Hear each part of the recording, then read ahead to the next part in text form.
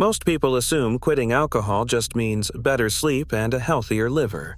But over 60 days, your body enters 4 hidden phases of biological repair. The first begins with a neurochemical crisis that can peak within hours. Within the first day of quitting alcohol, the brain's chemical balance shifts dramatically. The calming effect of GABA, the main inhibitory neurotransmitter, drops off sharply because chronic drinking has already forced GABA receptors to retreat and weaken. At the same time, glutamate, the brain's main excitatory signal, rebounds, flooding neural circuits with heightened activity. This sudden imbalance creates a state of hyperexcitability that can feel like shaking, sweating, a pounding heart, and overwhelming anxiety. For heavy drinkers, this is not just uncomfortable, it can be dangerous.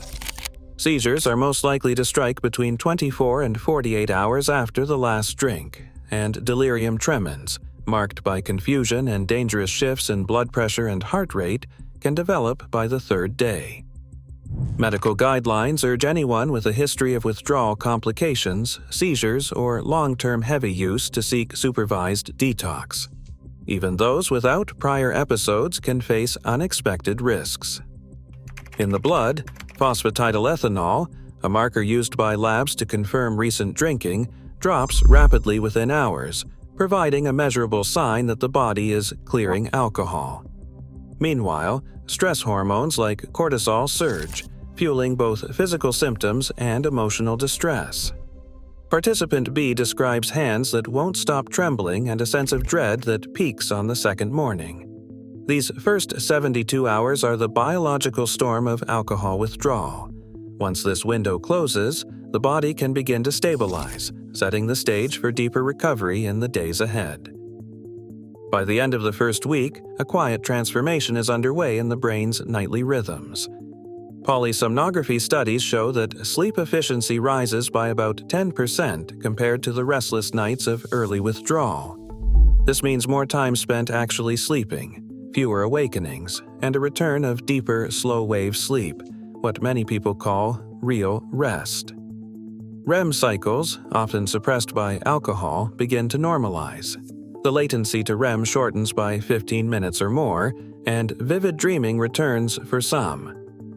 Actigraphy data confirm these shifts, with total sleep time increasing and sleep fragmentation dropping.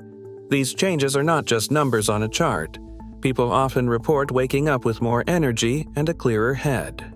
Inside the brain's reward system, dopamine signaling starts to rebound. PET imaging in early abstinence reveals a gradual increase, about 5 to 7%, in D2-like receptor availability by day 14. This subtle reset makes everyday rewards feel more satisfying again, and craving intensity fades for many. Cognitive speed, measured in tasks like trail making or working memory, shows a 0.4 standard deviation improvement over baseline, hinting at the brain's renewed processing power. Participant A, who struggled with sluggish mornings for years, records a note in their journal. They write that it was the first time they woke up ready to work before their alarm, and they did not need coffee to think straight. These early wins create a positive feedback loop. Better sleep and sharper thinking reinforce the decision to stay alcohol-free, fueling motivation for the deeper organ repair that comes next.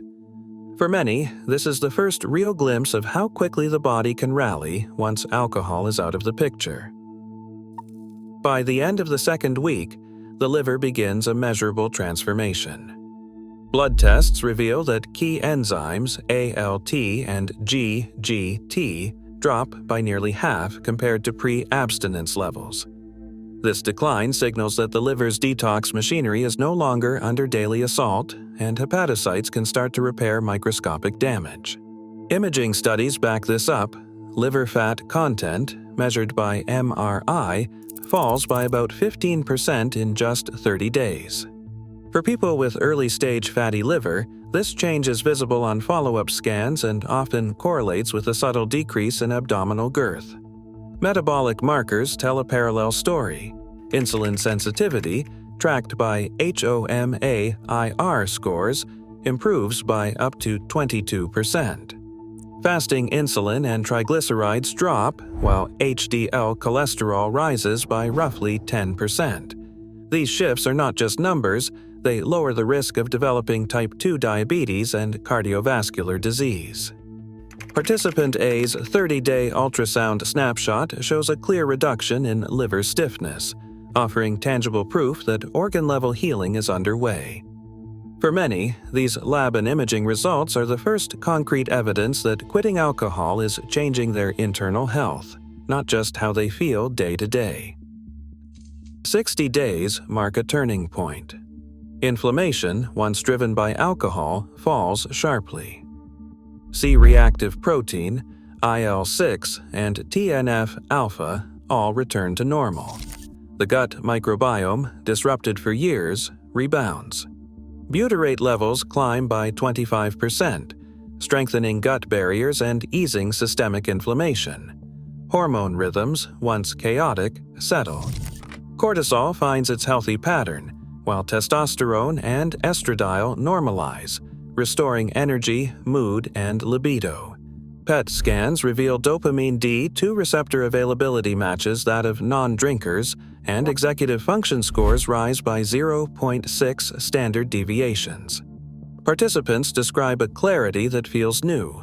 Participant A says, "It is not just that I feel better, I think more clearly, and my mood is steady for the first time in years."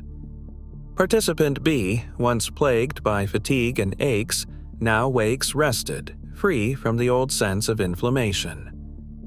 These numbers reflect something larger. By day 60, the body's systems, immune, hormonal, cognitive, work in sync, offering a foundation for lasting health and a life no longer shaped by alcohol's hidden toll. 60 days without alcohol does not just reset your body. It rewires how you feel, think, and heal. The science is clear. Real recovery unfolds in layers, and every day matters.